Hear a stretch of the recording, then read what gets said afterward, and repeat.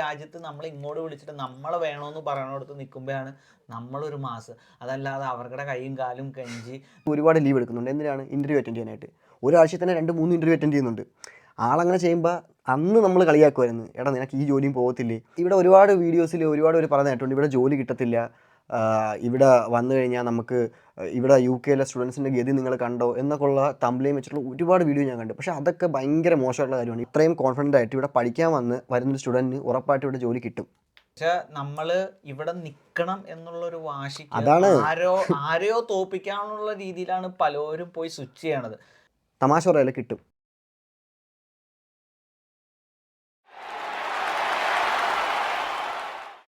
അല്ല കിട്ടും. അത് നമ്മൾ തന്നെ നമ്മുടെ വീഡിയോയിൽ നമ്മുടെ ചാനലിൽ തന്നെ എത്ര സ്പോൺസർഷിപ്പ് കിട്ടിയ വീഡിയോസ് നമ്മൾ തന്നെ ചെയ്തിട്ടുണ്ട്. കാര്യം ഇതിപ്പോൾ സ്പോൺസർഷിപ്പ് ആയിരുന്നാലും ശരി, ജോലി എന്നുള്ള കേസായിരുന്നാലും ശരി, ഇപ്പോൾ സ്പോൺസർഷിപ്പ് ഒഴിവാക്കിയെന്ന് വെച്ചോ. ഇപ്പം നമുക്ക് പഠിച്ചിരുന്ന ഒരാൾക്ക് ഡയറക്റ്റായിട്ട് കമ്പനി സ്പോൺസർഷിപ്പോട് കൂടി ജോലി കൊടുക്കണമെന്നില്ല.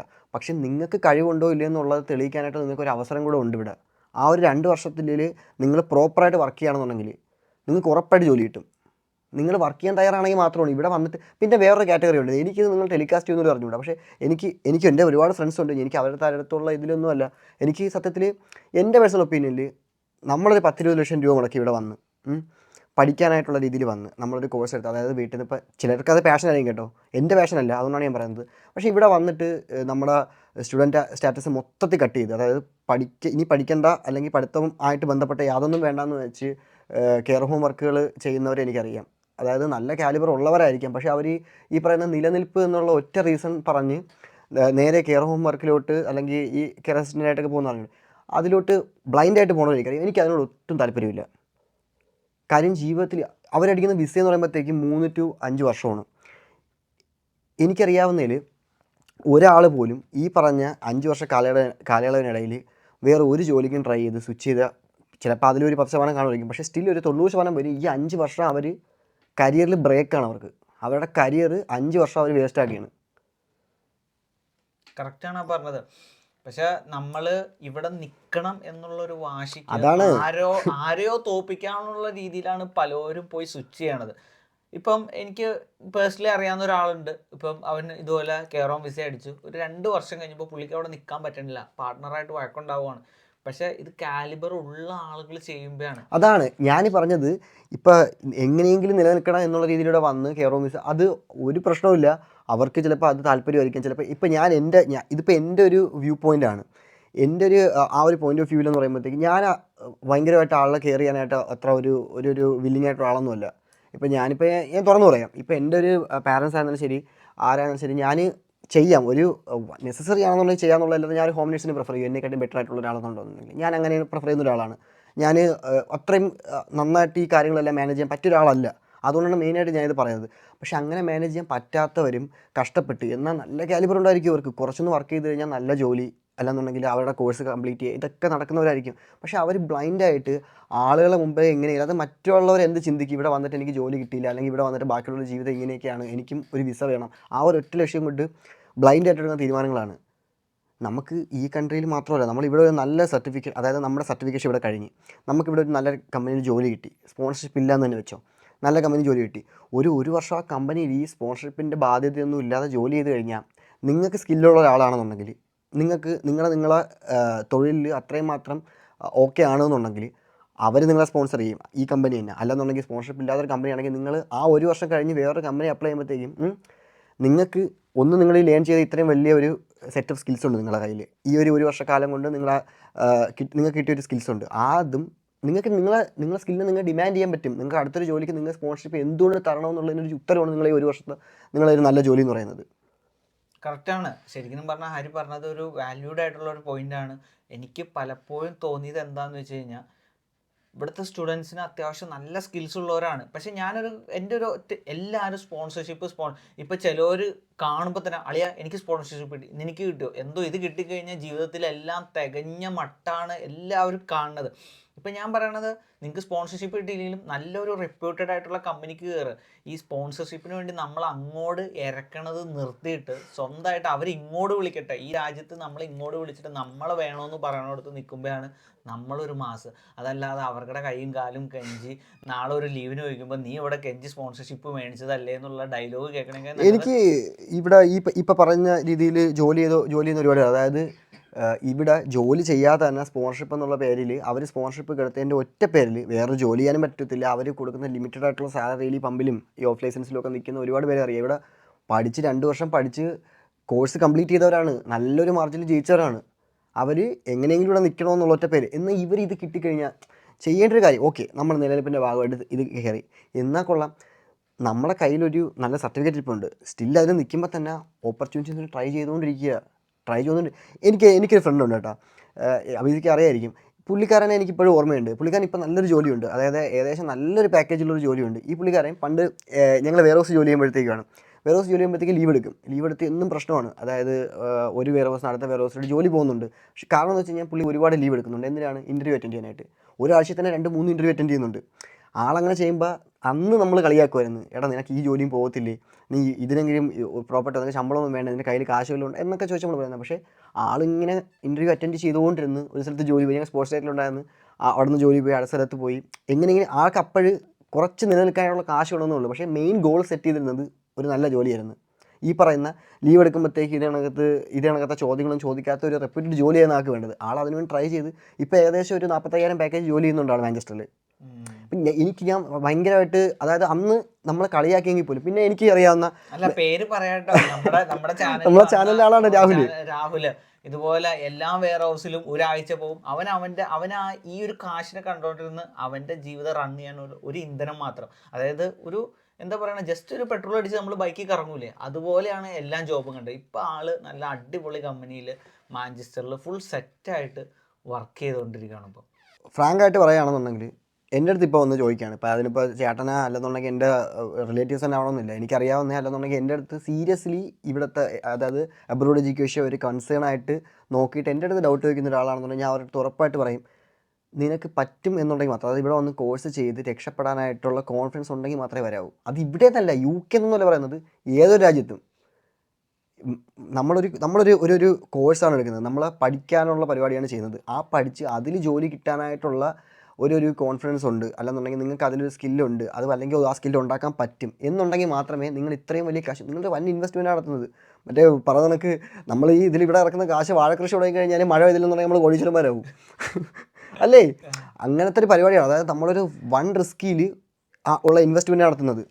ഈ സമയത്തൊക്കെ കാശ് എല്ലാവരും പ്രോപ്പറായിട്ടുള്ള ഒരു ഇൻവെസ്റ്റ്മെൻറ്റ് പ്ലാൻ ചെയ്യുന്ന സമയത്ത് നമ്മളൊരു ബ്ലൈൻഡ് ഇൻവെസ്റ്റ്മെൻ്റ് ആണ് നമ്മുടെ ഈ ഒരു ഫ്യൂച്ചർ എന്നുള്ള രീതിയിൽ ചെയ്യുന്നത്. എന്നിട്ട് എത്ര പേർക്കാണ് ഫ്യൂച്ചർ ഉണ്ടാകുമെന്ന് എനിക്കറിയാൻ വയ്യ. ഈ അടുത്ത് തന്നെ ഇപ്പം എനിക്ക് പേഴ്സണലി ഉണ്ടായ ഒരു അനുഭവം തന്നെ, ഇപ്പം എൻ്റെ വൈഫിൻ്റെ അച്ഛനും അമ്മയും വന്നു. അപ്പം അച്ഛനും അമ്മയും വന്നപ്പോൾ അവരെ കാണാനായിട്ട് ഒത്തിരി പേര് വന്നു. അപ്പോൾ അവർക്കിടെ മുമ്പിൽ വെച്ച് കെയറോം സ്പോൺസർഷിപ്പ് 5 വർഷം PR, അത് ഓട്ടോമാറ്റിക്കലി നമ്മുടെ പേരൻസ് നമ്മളോട് ചോദിക്കുക, നീ എന്താ കെയറോമിലോട്ട് പോകാത്തതെന്ന്. അതായത് വന്നോരത്ര ഹൈപ്പായിട്ടാണ് ഇത് പറയണത്. ഇത് പറയുന്നത് മനസ്സിലായില്ലേ? ഇത് ഈ പറയുന്ന കെയറോമിൽ ജോലി ഹൈപ്പായിട്ട് പറയുന്നവർ ഇപ്പം ശരിക്കും ആ കെയറോം ജോലി ലക്ഷ്യം വെച്ച് ഇങ്ങോട്ട് വരുന്നവരാണെങ്കിൽ ഓക്കെ, നമുക്ക് വേറൊരു ഓപ്ഷൻ എന്നല്ല, അത് പാഷനായിട്ട് എടുക്കുന്നവരാണെങ്കിൽ ഓക്കെ. പക്ഷേ നമ്മൾ സത്യത്തിൽ പറ്റിക്കുകയല്ലേ ചെയ്യുന്ന, നമ്മുടെ വീട്ടുകാരടക്കം നമ്മൾ പറ്റിക്കുകയല്ലേ ചെയ്യുന്നത്. നമ്മളിവിടെ വന്ന് നമ്മളിപ്പോൾ വീട്ടുകാരുടെ സ്വപ്നങ്ങളെ പറ്റിയിട്ട് നമ്മൾ തന്നെ ഇപ്പോൾ ഒരു 10ാം ക്ലാസ് കഴിയുമ്പോൾ തൊട്ട് എഞ്ചിനീയർ ആവാം, ഡോക്ടർ ആവാം, അല്ലെന്നുണ്ടെങ്കിൽ IT പ്രൊഫഷണൽ ആവാം എന്നുള്ള രീതിയിൽ നമ്മളെ തലച്ചോറിനകത്ത് നമ്മൾ പറഞ്ഞ് പഠിപ്പിച്ച് വീട്ടുകാരെയും പറ്റിച്ച് നമ്മളിവിടെ വന്നിട്ട് നമ്മൾ കാശ് എന്നുള്ള കാര്യം മാത്രം വെച്ച് നമ്മളെ ലൈഫ് നമ്മളൊരു കറക്റ്റ് ഒരു ടേണിംഗ് പോയിന്റ് വെച്ച് നമ്മളെ വിട്ടുകളയാണ്. ഓക്കെ, ഇപ്പം ഞാനൊരു ജസ്റ്റ് ഒരു പോയിന്റ് പറയാം. ഞാൻ കുവൈറ്റിൽ 6 വർഷം നിന്നു. എൻ്റെ വൈഫിന് അത്യാവശ്യം നല്ല ക്വാളിറ്റി എഡ്യൂക്കേഷനും കാര്യങ്ങളും ഉണ്ടായിരുന്നു. അതുപോലെ MSc ഫിസിക്സ് നാട്ടിൽ കഴിഞ്ഞപ്പം ഞാൻ അവർക്കിടെ സാർമാരെ കാണാൻ പോയപ്പോൾ ഇപ്പം ഞങ്ങളുടെ മുസ്ലിം കമ്മ്യൂണിറ്റിയിൽ എല്ലാവരും പറയാറുണ്ട്, ആ കല്യാണം കഴിഞ്ഞു പഠിത്തം തീർന്നു എന്നുള്ളൊരു മട്ട് എല്ലാവരും പറയാറുണ്ട്. അപ്പം ഞാനും അങ്ങനെ വേണ്ട എന്നോർത്തു. ഞാനപ്പോൾ എൻ്റെ വൈഫിനെയും കൊണ്ട് UK വന്നു.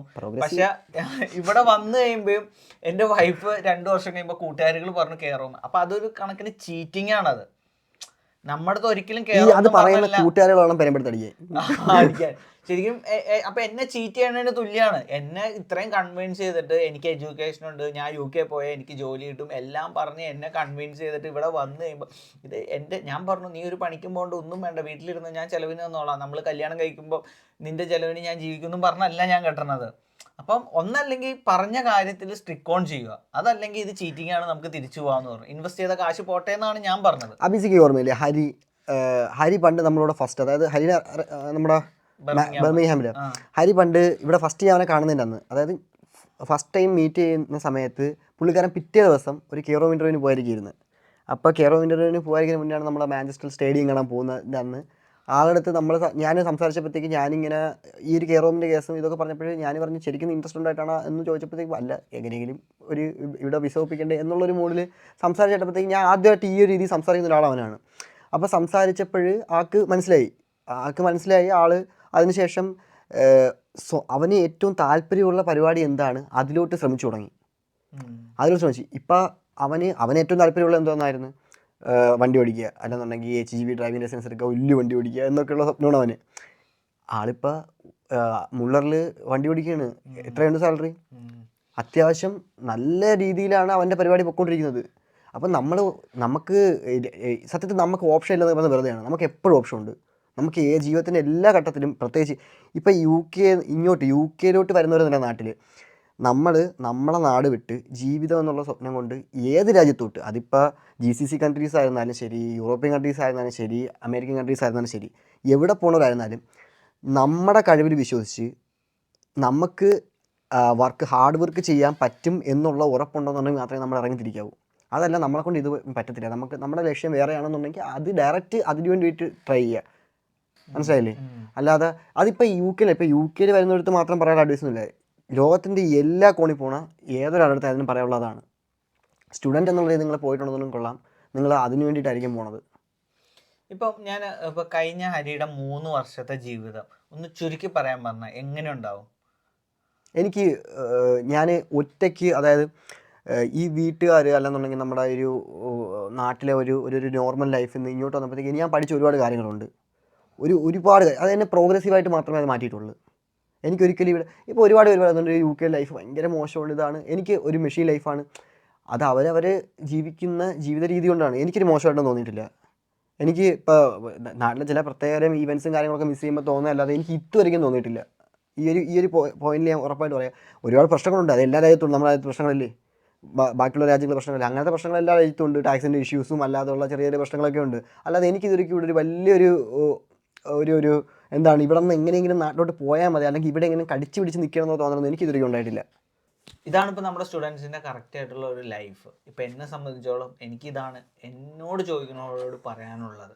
ഓക്കെ എന്നും പറഞ്ഞ് ഞാൻ ആരോടും UK വരണ്ട എന്ന് പറയണില്ല. പക്ഷെ നിങ്ങൾ വന്ന യൂണിവേഴ്സിറ്റി, ആ യൂണിവേഴ്സിറ്റിക്ക് ഒരു ക്വാളിഫിക്കേഷൻ വേണം. കാര്യം ഇവിടെ ഒത്തിരി തല്ലിപ്പൊളി യൂണിവേഴ്സിറ്റി ഉണ്ട്. അതായത് നമ്മുടെ നാട്ടിലെ പാരൽ കോളേജിൻ്റെ അത്രയും പോലും നിലവാരമില്ലാത്ത. അതാണ് ഇവിടെ ഇങ്ങോട്ട് നമ്മൾ അഡ്മിഷൻ എടുത്ത് വരാൻ സമയത്ത് നോക്കുക നമ്മുടെ യൂണിവേഴ്സിറ്റിയുടെ അഫിലിയേഷനും കാര്യങ്ങളും. ഏതെങ്കിലും മറ്റേ തെക്കേടത്തമ്മ യൂണിവേഴ്സിറ്റി എന്നൊക്കെ പറഞ്ഞ് ഈ ഏജൻസിക്കാർ തള്ളിവിടും. കാര്യം അവർക്ക് അവിടെ നിന്ന് പ്രോപ്പറായിട്ടുള്ള പ്രോഫിറ്റ് ഉണ്ട്, കമ്മീഷൻ കിട്ടും. അതായത് നിലവാരം എത്രത്തോളം യൂണിവേഴ്സിറ്റി കുറയുന്നു അത്രത്തോളം ഏജൻസീനെ അവർ പുഷ് ചെയ്യും. ഏജൻസിക്കാണ് ലാഭം, നമുക്കല്ല. നമ്മൾ പ്രോപ്പറായിട്ടുള്ളൊരു നല്ല യൂണിവേഴ്സിറ്റിയിൽ നല്ലൊരു കോഴ്സ് എടുത്ത്, അതായത് നമ്മളെ കൊണ്ട് പറ്റുന്ന കോഴ്സ്, എത്രത്തോളം തൊഴിൽ സാധ്യത ഉള്ള കോഴ്സ്, അതൊക്കെ നോക്കിയിട്ട് വന്നിട്ട് മാത്രമേ ഇങ്ങോട്ട് കാര്യമുള്ളൂ. ഇങ്ങോട്ട് വരുന്നവർ ഒരുപാട് പേര് ഈ ഇൻസ്റ്റയിൽ റീൽസിലൊക്കെ പറഞ്ഞാൽ അയ്യോ UK ലൈഫ് മോശമാണ്, ആരും ഇങ്ങോട്ട് വരുന്നത്, അതൊക്കെ ചുമ്മയാണ്. അതൊക്കെ അവരവരുടെ ജീവിതം സേഫായിട്ടുള്ള പരിപാടിയാണ്.